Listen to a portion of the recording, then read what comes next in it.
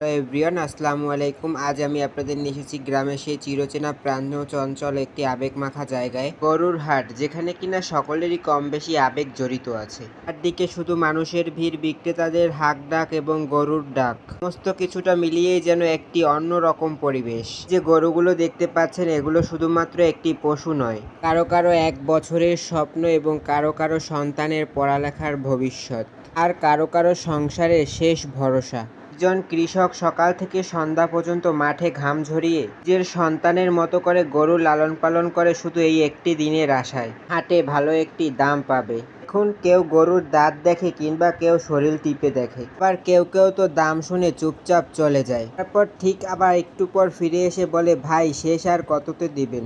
এই দরদাম, এই হাসি মজা, এই ব্যস্ততাই হাটের আসল সৌন্দর্য।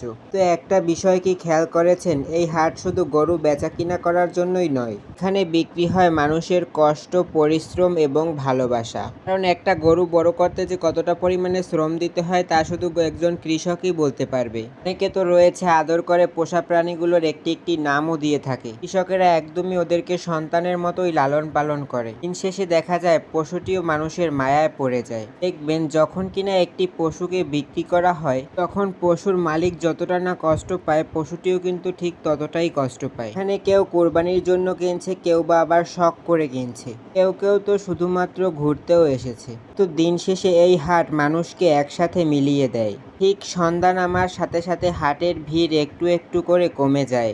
তো কৃষকের চোখে তখনও থাকে একটা আশা, আর যদি গরুটা একটু ভালো দাম হতো।